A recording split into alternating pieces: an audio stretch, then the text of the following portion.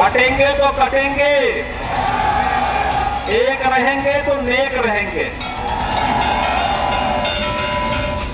ये योगी नीति के महज 7 शब्द नहीं, वो मंत्र है जो विपक्ष की सियासत को साधने और देश को एकता के सूत्र में पिरोने का दम रखते हैं। फिलहाल इस बयान की व्याख्या हर कोई अपने अपने मायने में निकाल रहा है, लेकिन पहले सीएम योगी का पूरा बयान सुनिए। जब हम एक रहेंगे, नेक रहेंगे, तभी नेक रहेंगे। बटेंगे तो कटेंगे। बांग्लादेश में देख रहे हो ना, तो वो गलतियां यहां नहीं होनी चाहिए। बटेंगे तो कटेंगे, एक रहेंगे तो नेक रहेंगे,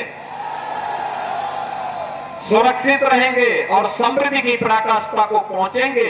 हमें विकसित भारत की संकल्पना को साकार करने के लिए कार्य करना है। आगरा में सीएम योगी ने दुर्गादास राठौड़ की प्रतिमा के अनावरण के मौके पर बांग्लादेश के हालात पर देशवासियों को चिताया। राजनीतिक विश्लेषक इस बयान को जाति वर्सेस हिंदुत्व की राजनीति के तराजू से तौल रहे हैं, तो विपक्ष इस बयान को 7 लोक कल्याण मार्ग की रेस के तौर पर बता रहा है। वो प्रधानमंत्री बनना चाहते हैं, कम से कम प्रधानमंत्री का रोल उन्हें नहीं प्ले करना चाहिए। ये काम प्रधानमंत्री जी का है, भारत सरकार का है कि दुनिया में किस देश के साथ कैसे संबंध रखना है। ये पहली बार नहीं मुख्यमंत्री जी कर रहे हैं, मुख्यमंत्री जी पहले भी कह चुके हैं। मुझे उम्मीद है कि दिल्ली वाले इन्हें समझाएंगे कि दिल्ली वाले फैसलों पर वो हस्तक्षेप न करें। वो खुद हेट स्पीच देते हैं मुसलमानों के बारे में। योगी ने खुद कहा था ठोक देंगे। तो जब वो खुद इस तरह की बातें करते हैं और देश की अखंडता और यूनिटी की बात जब वो करते हैं, तो उनके मुंह से जब इतने सब अनाप शनाप बातें निकलती हैं, तो फिर वो तो कुछ और ही बात कर रहे हैं।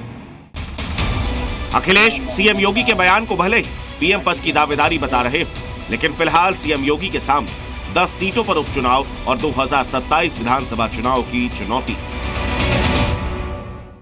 कमंडल की राजनीति जो कि लगातार अपना जोर पकड़ रही थी, एक बार फिर से मंडल ने उस पर अपना प्रभाव दिखाया। विपक्ष ने संविधान का मुद्दा उठाया, इसके साथ ही अन्य मुद्दों को प्राथमिकता दी और भारतीय जनता पार्टी जो कि बहुमत का दावा कर रही थी, 240 पर ही अटक कर रह गई।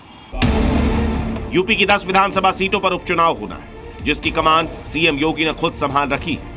विपक्ष खासकर समाजवादी पार्टी की रणनीति पीडीए फॉर्मूले के इर्द गिर्द है। सीएम योगी भले ही जिक्र बांग्लादेश का कर रहे हैं, लेकिन निशाना विपक्ष की जाति वाली पॉलिटिक्स है।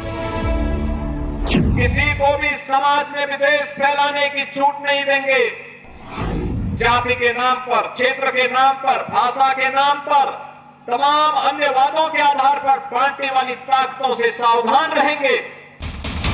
जिस अयोध्या से बीजेपी का सियासी रथ देश के घर घर पहुंचा, वहीं की फैजाबाद लोकसभा सीट पर विपक्ष ने साइकिल दौड़ा दी। लिहाजा अब बीजेपी हिंदुत्व की प्रयोगशाला को नए सिरे से धार दे रही है, ताकि देश के सबसे बड़े सूबे में कमल दमदार तरीके से खिल सके। कमान खुद सीएम योगी ने संभाल रखी है। ब्यूरो रिपोर्ट, जी मीडिया।